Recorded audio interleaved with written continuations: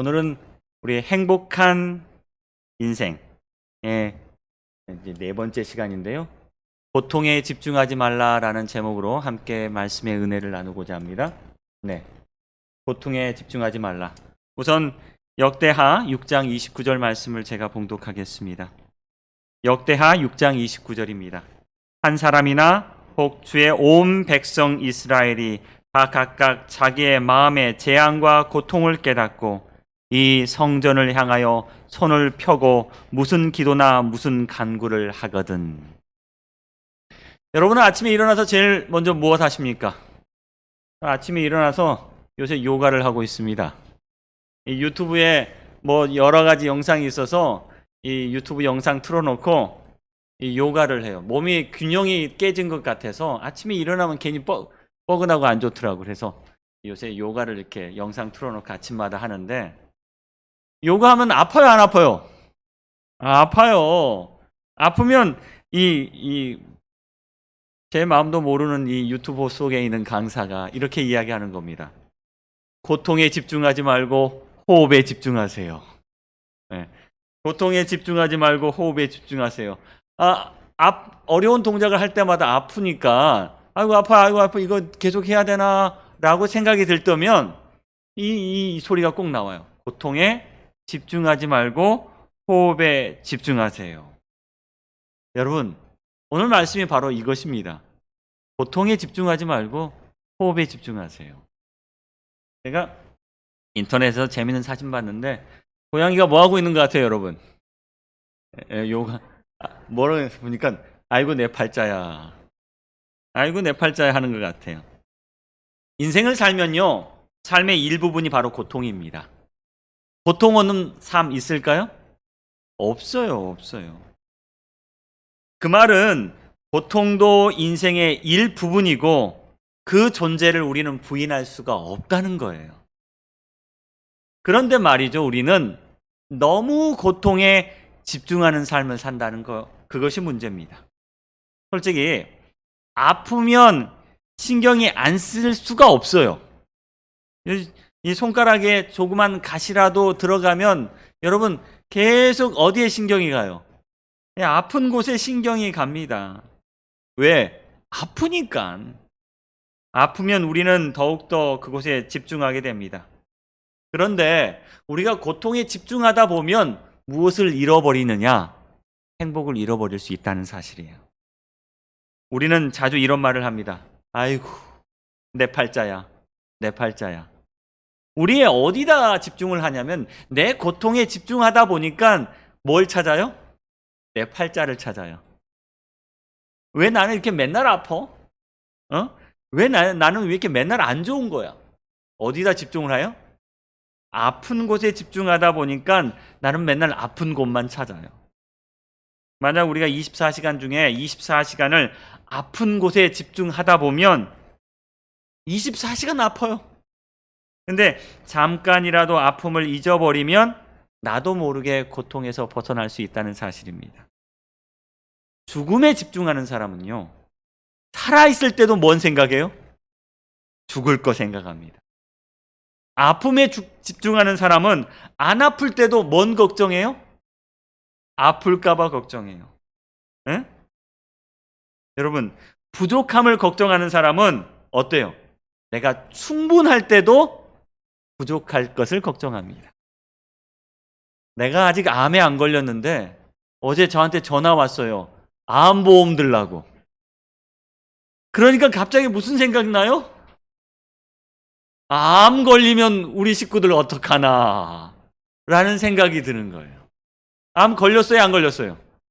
안 걸렸는데 무슨 걱정해요? 암 걸릴 걱정해요. 그게 바로 우리 인간입니다. 그런데 우리 인간에게 고통은 언제부터 시작했을까요? 언제부터 시작했어요, 고통이? 제가 성경을 보니까 창세기 3장 16절에 고통이 시작됐습니다. 인간의 고통에 대한 언급은 창세기에 이미 시작되었습니다. 창세기 3장 16절 17절에 보니까 내가 내게 임신하는 고통을 크게 더하리니 라는 말씀과 너는 내 평생에 수고하여야 그 소산을 먹으리라 라는 두 말씀이 있습니다. 한글 성경에는요, 고통과 수고라고 번역이 되어 있습니다. 그렇죠. 고통과 수고. 하지만 히브리어 원어를 보면 이 두 단어는 둘 다 똑같은 단어입니다.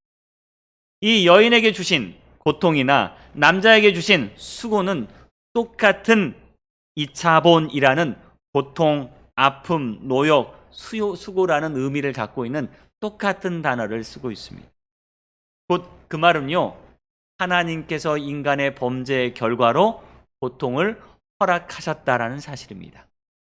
이 이차본이라는 이 단어는요, 성경에 딱 3번 쓰입니다. 그것도 창세기에만 3번 나와요. 그런데 처음 2번이 어디에 쓰여요? 바로 창세기 3장 16절과 17절에 쓰여요. 이 2번, 인간이 죄를 짓자마자 하나님께서 인류에게 허락하신 것이 바로 고통과 수고다라는 사실이죠. 하나님께서는 죄 지은 인간에게 고통을 허락하셨습니다. 그것이 무슨 결과요? 죄에 대한 결과였어요. 죄 지은 인간은 고통을 짊어질 수밖에 없는 겁니다. 그런데 만약 인간이 어디에 집중하면, 고통에만 집중한다면 그 삶은 어떤 삶이 될까요? 여러분, 기독교가 불교가 다른 점이 뭔지 아세요? 기독교는요, 고통에 집중하지 않은데 불교는 어디에 집중하냐면 고통에 집중해요. 그래서 불교의 가장 중요한 교리 가운데 하나가 고통, 4가지 인간에게 주어진 고통이에요. 그걸 뭐라고 하냐면 생로병사, 태어났으니 늙고 그리고 병들고 죽는다. 이게 고통이에요. 그래서 이 고통에 집중해서 이 고통에서 어떻게만 벗어날 수 있을까라는 생각을 많이 하니까 계속해서 무슨 생각만 하냐면 생로병사, 내가 태어났으니 이제 늙고 죽고 병들고 죽겠지, 이 생각에 돌아다니는 게 바로 불교였습니다. 모든 인간에게는 사실 고통이란 게 있어요. 한 발레를 처음 배우기 시작한 사람이 이런 글을 남긴 걸 제가 보았습니다. 여러분, 발레를 하면 이 발에 신는 신발이 있습니다. 이게 토슈즈라는 보통 신발과 다른 좀 신발을 신어요. 이 신발을 신고 이게 발을 이렇게 올리면 여러분, 발이 아플까요, 안 아플까요? 아파요. 근데 발레 하는 사람은 얼굴에 아프다는 표정이 드러나요, 안 드러나요? 안 드러나요. 정말 우아하고 아름답게 발레를 합니다. 그리고 공중에 뛰어놀고 해요. 자기를 아름답게 만들어줘요. 처음 이 토슈즈라는 신발을 신고 이 발레를 시작하는 사람이 발끝으로 딱 섰는데 고통이 아픔 머리로 탁 전해오는 거예요. 순간 이 고통과 괴로움 때문에 얼굴이 사색이 되고 몸은 부들부들 떨리고 얼굴 표정이 딱 찡그려져요.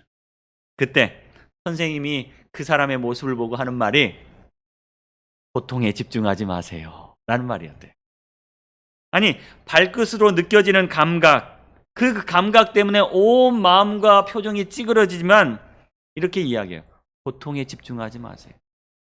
만약에 고통에 집중한다면 발레리나들이 그 고통을 참고 아름다운 공연을 만들 수가 없을 거라는 사실이에요. 이 아름다운 발레리나들이 이 무대에서 춤을 춥니다. 근데 얼굴은 어때요, 여러분?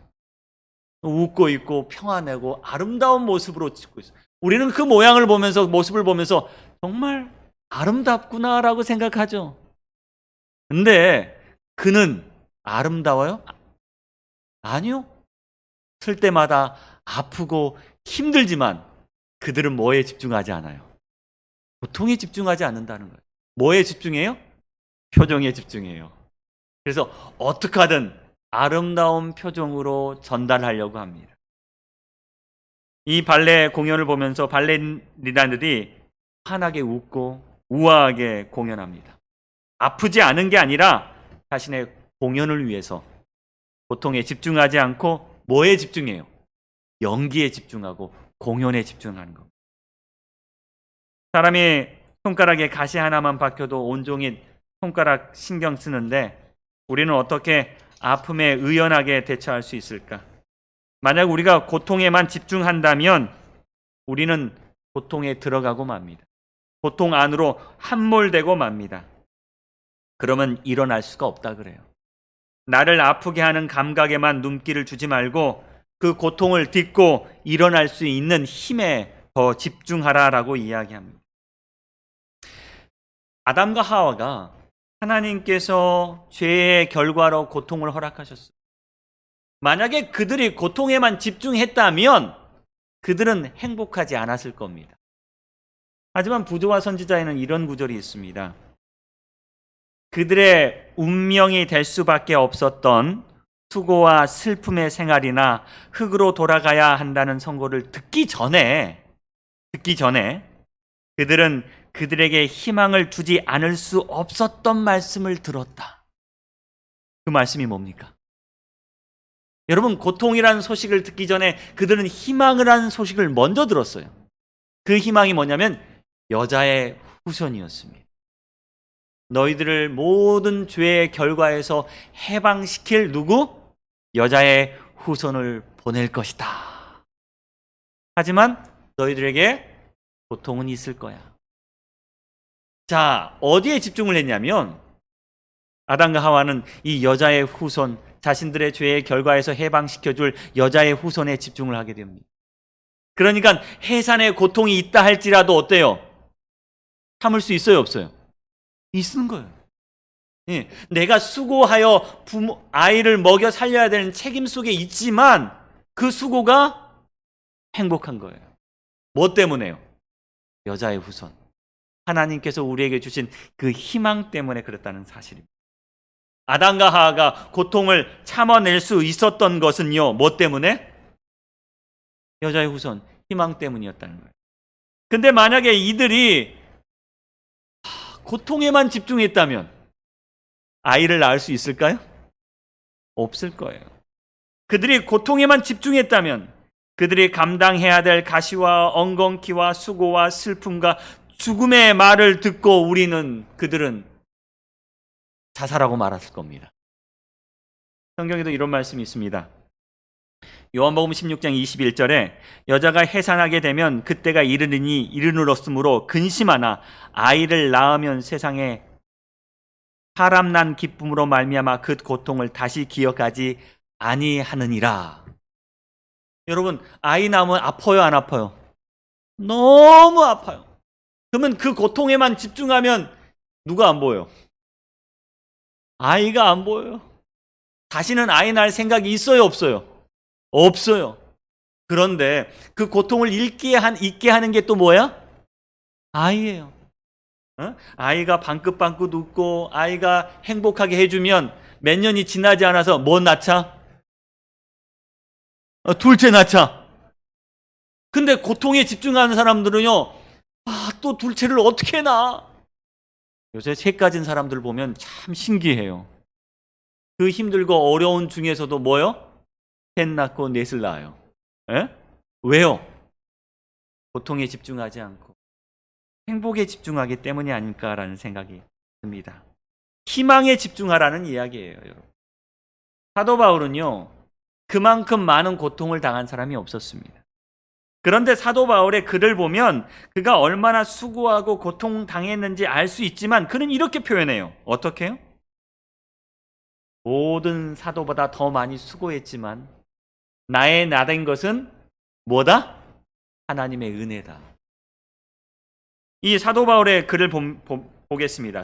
고린도후서 6장 4절에 보니까 환난과 궁핍과 고난과 매맞음과 갇힘과 난동과 수고로움과 자지 못함과 먹지 못함 가운데 있었어도 고린도후서 11장 27절에 여러 위험을 당하고 수고하고 애쓰며 여러 번 자지 못하고 줄이고 목마르고 굶고 춥고 헐벗었지만 뿐만 아니라 고린도후서 12장 7절에는요 내 육체에 가시가 있어 육체적으로 계속해서 지속적으로 고통을 받았지만 이라고 표현합니다.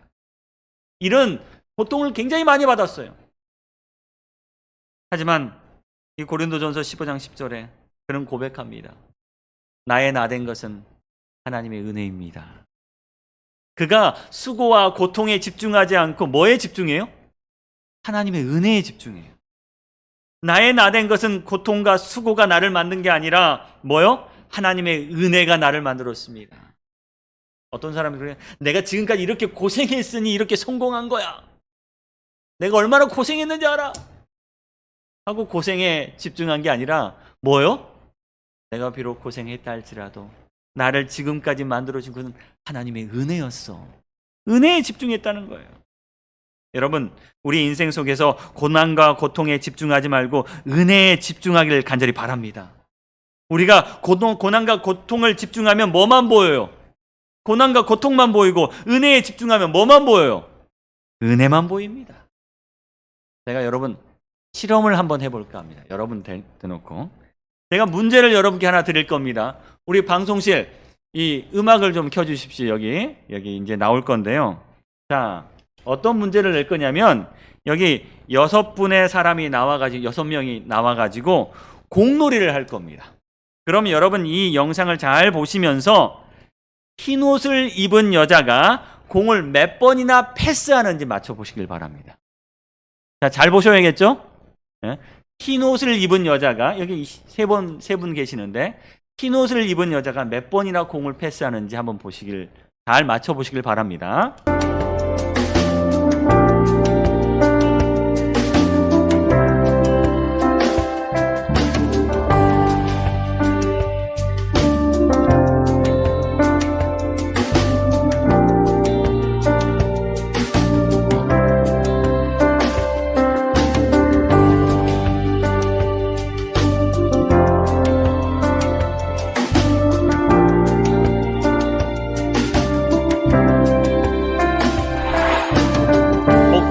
정답이 나와버렸네. 몇 번이죠? 13번 세셨어요. 13번. 아니, 16번 맞춘 분 한번 우리 조윤실 집사님 16번 맞추셨어요. 그럼 제가 조윤실 집사님께 한번 물어볼게요. 여쭤볼게요. 혹시 이 영상 속에 나온 동물을 보셨어요? 이 영상 속에 무슨 동물이 나오는데 보셨어요? 예? 뭔가 있었어요. 이게 나와봐요. 자, 이 영상을 자세히 보다 보면요, 몇 가지 변화가 보이고 특징이 보입니다. 뭐냐? 고릴라가 나와요. 근데 여러분 고릴라 보셨어요? 전혀 못 보셨어요. 뭐에 집중했어요? 공에 집중했으니까. 고릴라가 한 마리 나오고요. 또 뭐가 나오냐면 커튼 색깔이 바뀌어요. 그건 나중에 이제 네, 여기 고릴라가 이렇게 나옵니다. 고릴라가 그냥 나온 게 아니라 이렇게 고릴라 행동을 해요. 그 다음에 커튼 색깔이 바뀌고 검정색 옷을 입은 여자가 나갑니다. 그런데 이 영상을 본 절반의 사람들은 무엇을 발견하지 못하냐면 고릴라가 나온 것을 발견하지 못한대요. 왜냐? 그것이 바로 우리 인간의 인지 능력의 한계라 그래요. 다시 말하면 이런 책이 있습니다. 보이지 않는 고릴라라는 책인데 이 실험은요, 하버드 대학의 한 유명한 심리학자가 이제 실험한 내용입니다. 다니엘 사이먼스라는 교수가 실험했는데 사실 아주 크게 보여요. 사실 그냥 작은데 보이는 게 아니라 크게 보이는데 사람들은 이것을 발견하지 못한다는 거예요. 뭐만 보더나? 공만 보느라요. 흰옷 입은 사람들의 공을 과연 몇 번이나 패스하는가, 그것만 보느라 아주 사람과 다른 고릴라가 나왔음에도 불구하고 뭐요? 전혀 인지하지 못한다는 거예요.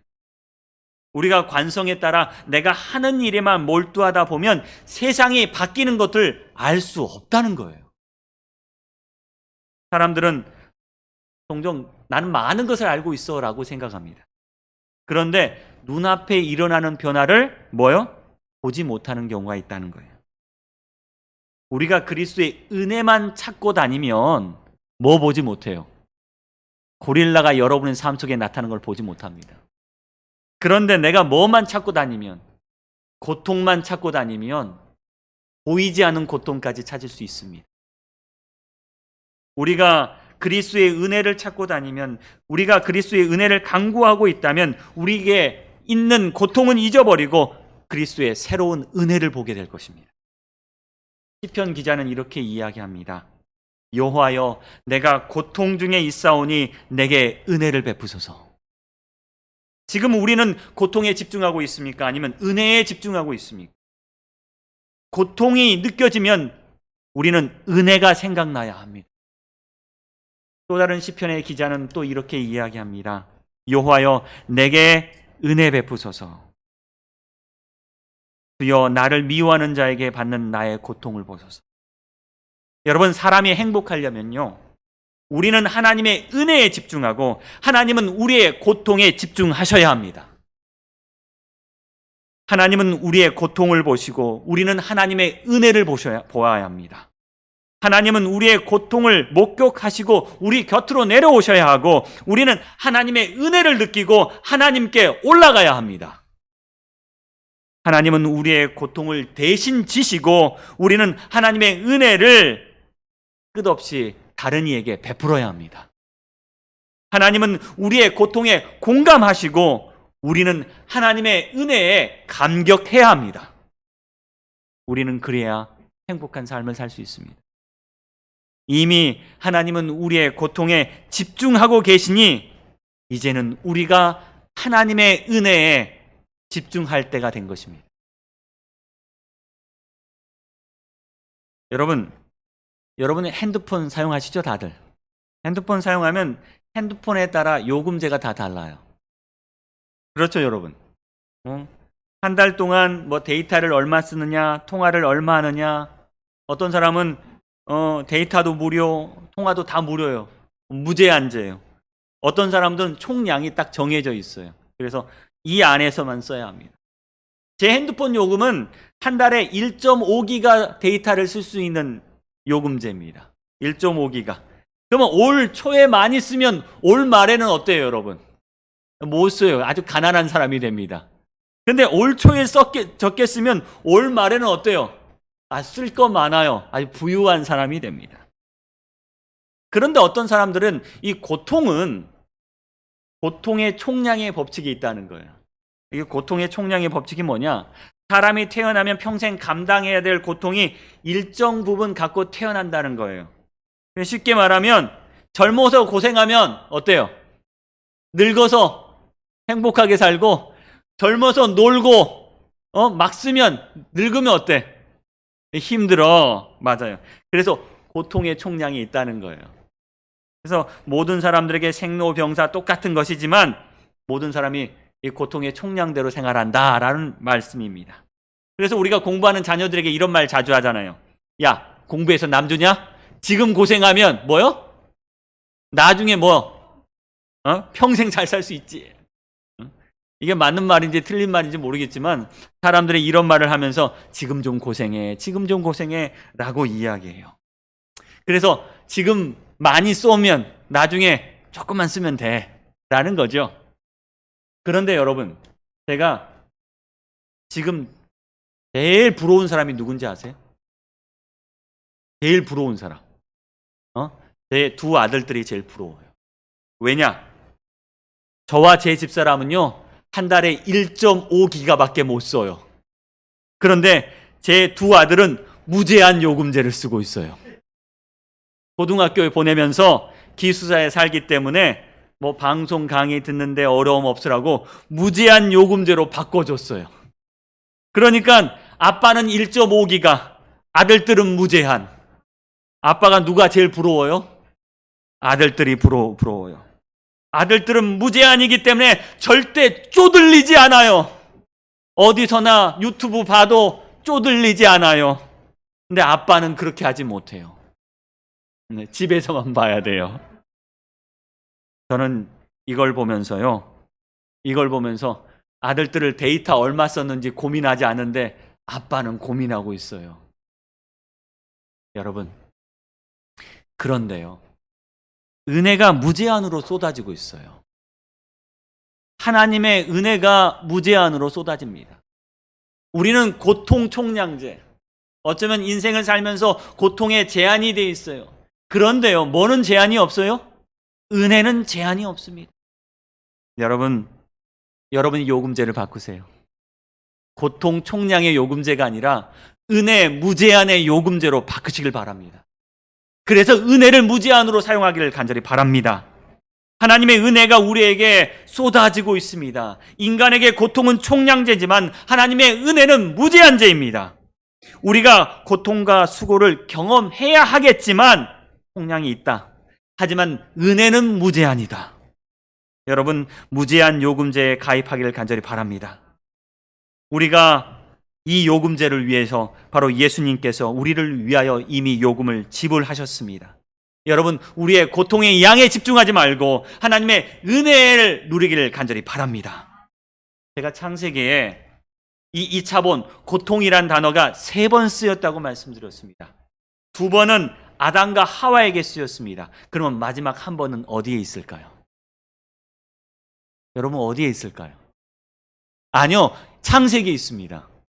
창세기에 한 번이 딱 더 나와요. 어디에 있을까요? 바로 창세기 5장 29절에 나옵니다.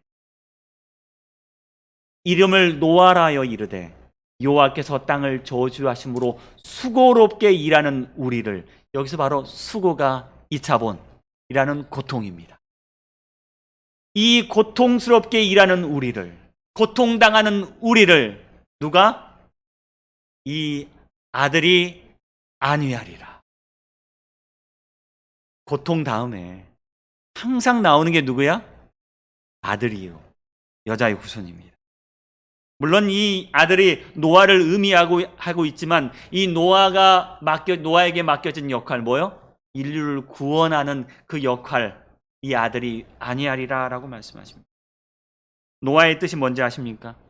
노아의 뜻이 바로 쉼, 안식, 쉬게 하다라는 뜻을 가지고 있습니다. 여러분, 안위하리라, 바로 이 말이 안식하게 하다라는 말입니다. 주님은 우리에게 말씀하십니다. 내가 너희를 쉬게 하리라.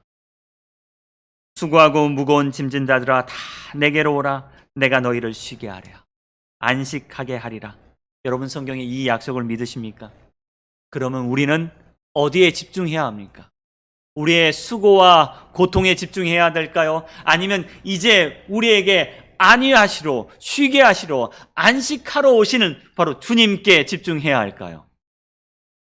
오늘 예수 그리스도의 말씀에, 약속에 집중하기를 간절히 바랍니다.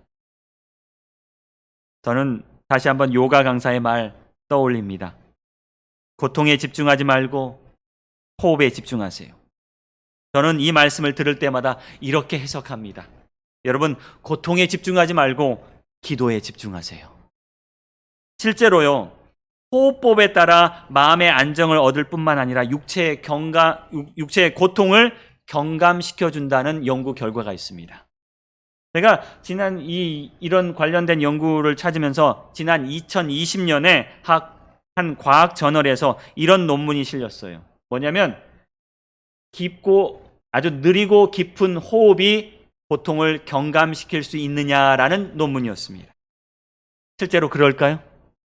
실제로 그렇다고 그래요. 우리가 천천히 깊은 호흡을 쉴 때마다 우리의 고통이 경감된다 그래요. 이유는 알 수 없어요. 이유는 추측하는 이유는 있어요. 하지만 이유는 정확하게는 알 수 없다 그래요. 예를 들면 추측하건대 우리의 신경 활동을 좀 촉진시켜주고 우리의 주의를 재분배시켜주고 우리의 마음을 평안하게 시켜주기 때문에, 만들어주기 때문에 고통을 줄여준다는 겁니다. 바로 호흡은 기도와 같습니다.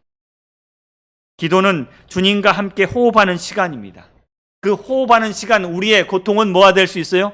경감될 수 있습니다. 에녹에 대해서 이렇게 이야기합니다. 그에게 있어서 기도는 영혼의 호흡이었으며 그는 바로 하늘의 분위기 가운데 살았다. 에녹은 고통이 없었을까요? 에녹 역시 고통이 있었습니다. 하지만 그는 고통이 있을 때마다 영혼의 호흡, 기도했습니다. 그 호흡 속에서 그는 고통을 경감받을 수 있었습니다. 여러분, 지나가는 고통에 한숨 쉬지 마시고 이 고통에 집중하지 마시고 에녹처럼 기도에 집중하시길 간절히 바랍니다. 여러분, 우리 교회가 엘리베이터가 없어요. 여러분, 이게 참 죄송합니다. 올라오시는 날 힘드시죠? 하지만 고통에 집중하지 마시고 오늘 말씀에 집중하십시오. 은혜에 집중하십시오. 그때 우리에게 더 큰 능력이, 은혜가 있을 거라고 저는 확신합니다. 주의 은혜가 우리를 만들어줍니다. 역대하 6장 29절로 31절 말씀, 오늘 제가 본문으로 삼았던 말씀인데, 한 사람이나 혹 주의 온 백성 이스라엘이 다 각각 자기의 마음의 재앙과 고통을 깨닫고 이 성전을 향하여 손을 펴고 무슨 기도나 무슨 간구를 하거늘 어떤 일이 벌어질까요? 여러분, 어떤 일이 벌어질까요? 예, 그리하시면 주님께서 하늘에서 들으시고 사유하시되, 그리하시면 그들이 주께서 우리 조상들에게 주신 땅에서 사는 동안 항상 주를 경외하며 주의 길로 걸어가리이다. 여러분, 사람들이 고통을 깨닫고 기도하거든 하나님은 우리의 고통에 집중하시고 우리는 하나님의 은혜에 집중하게 되는 것입니다. 여러분, 그때 우리는 하나님의 삶, 은혜 가운데서 행복하게 될 것입니다. 여러분, 행복한 삶은 누가 만드는 것이냐면 바로 여러분이 만드는 것입니다. 여러분이 결정하는 겁니다. 우리가 오늘 우리에게 주어진 고통에 집중하지 말고 호흡하시길 바랍니다. 기도하기를 간절히 바랍니다. 하나님의 은혜가 저와 여러분에게 함께하기를 간절히 기도하겠습니다.